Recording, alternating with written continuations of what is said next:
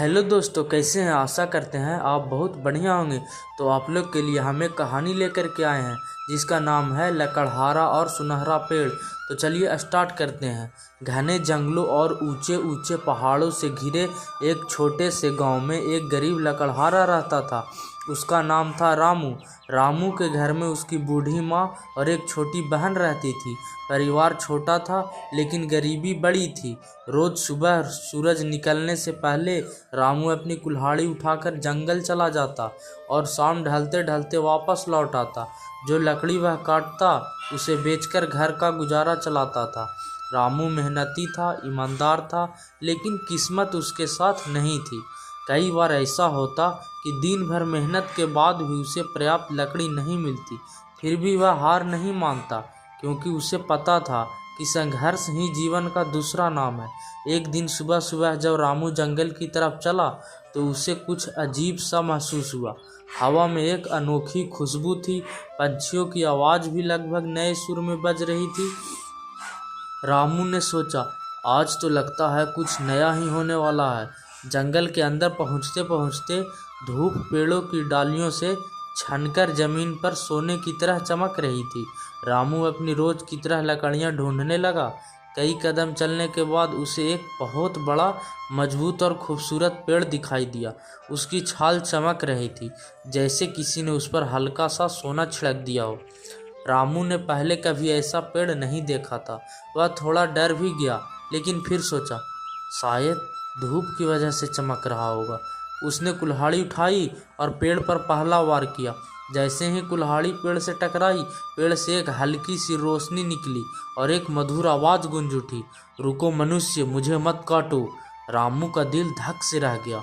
वह डरकर पीछे हट गया। कुल्हाड़ी उसके हाथ से छूटकर जमीन पर गिर गई। उसने कांपती आवाज में कहा, कौन बोल रहे हैं, कौन हो तुम? पेड़ के तने पर एक चमकती हुई आकृति उभरी। वह कोई साधारण आत्मा नहीं थी, बल्कि जंगल की रक्षक आत्मा थी। उसके चेहरे पर शांति थी और आंखों में दया की चमक। आत्मा बोली, मैं इस जंगल की रक्षक आत्मा हूँ। यह पेड़ सामान्य नहीं है, यह जीवन का प्रतीक है। इसे काटोगे तो कई जीवन का घर उजड़ जाएगा।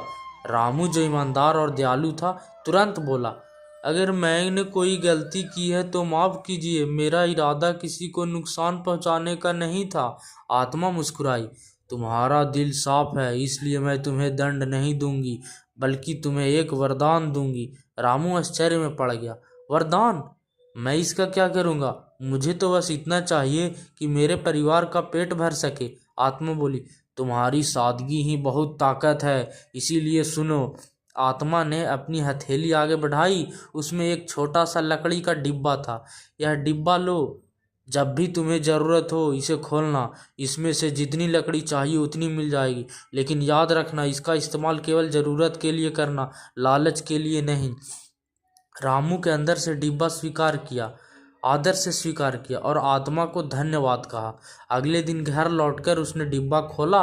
उसके अंदर एक चमकदार रोशनी निकली और उसके सामने सुंदर सुंदर लकड़ियों का ढेर जमा होने लगा। रामू ये देखकर हैरान रह गया। उसने जितनी ज़रूरत थी उतनी लकड़ी ली और बाकी डिब्बा बंद कर दिया। धीरे धीरे रामू की जिंदगी बदलने लगी।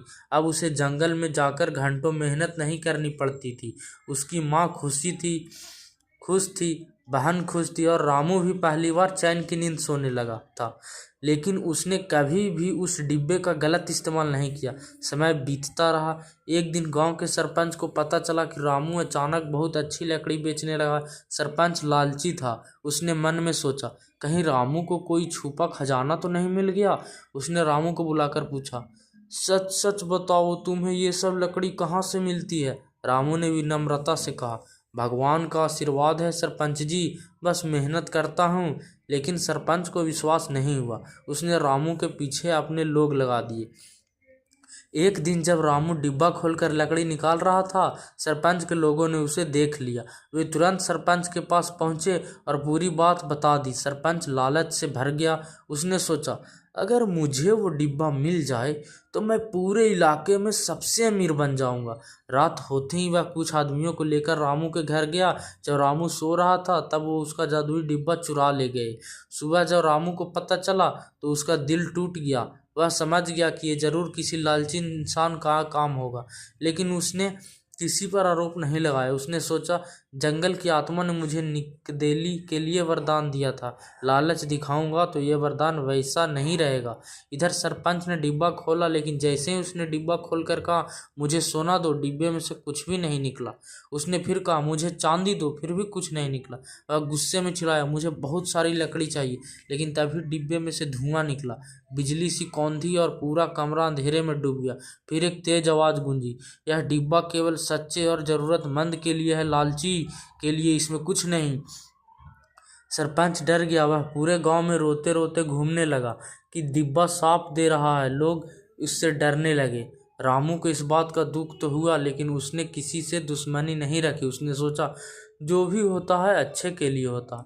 उसी शाम वह जंगल गया और पेड़ के सामने खड़ा होकर बोला, रक्षक आत्मा देवी, डिब्बा खो गया है, लेकिन मैं आपका दिया हुआ सबक कभी नहीं भूलूंगा। मैं मेहनत से अपना जीवन चलाऊंगा, बस मुझे शक्ति दीजिए। अचानक वही आत्मा फिर प्रकट हुई। उसने मुस्कुराते हुए कहा, रामू, तुम्हारी ईमानदारी और दया ने मुझे फिर प्रभावित किया है। लोग लालच में अंधे हो सकते हैं, पर तुम जैसा इंसान दुनिया में कम होता है, इसलिए यह दूसरा वरदान लो। आत्मा ने अपनी हथेली खोली तो उसमें एक छोटा बीज था। यह बीज अपने घर के पास लगाना, यह बड़ा होकर ऐसा पेड़ बनेगा जिसकी लकड़ी कभी खत्म नहीं होगी। जितनी लकड़ी काटोगे उतनी ही फिर उग जाएगी। यह पेड़ सिर्फ तुम्हारे लिए है और तुम्हारी नेक नियत को देखकर फलता फूलता रहेगा। राम ने झुककर धन्यवाद दिया और बीज ले आया। कुछ महीनों में उस बीज से एक बड़ा खूबसूरत और मजबूत पेड़ उग आया। रामू अब उसी पेड़ से लकड़ी लेकर बेचता और अपना जीवन चलाता। उसकी माँ का इलाज हुआ, बहन की पढ़ाई पूरी हुई और घर में धीरे धीरे खुशियाँ लौट आई। गांव के लोग भी रामू का सम्मान करने लगे। वो कहते, रामू गरीब जरूर है, लेकिन दिल से अमीर है। रामू हमेशा यही जवाब देता, इंसान के पास कितना है इससे नहीं, बल्कि वह कितना बांटता, इससे उसकी असलियत का पहचान बनती है। और इससे सीख के साथ रामू खुशी खुशी अपना जीवन जीने लगा। तो कैसा लगा ये वाला कहानी दोस्त? अगर अच्छा लगा होगा तो मेरा channel grand mother story TV को सब्सक्राइब कीजिएगा। कहानी से हमें यही सीख मिलती है कि लालच हमेशा विनाश की ओर ले जाता है। ईमानदारी और दयालुता का फल हमेशा मीठा होता है। मेहनत कभी बेकार नहीं जाती। प्रकृति का सम्मान करने पर आपको कई गुना लौटाती है। तो मिलते हैं आपको अगला कहानी के साथ में दोस्तों। तब तक के लिए take care and bye bye.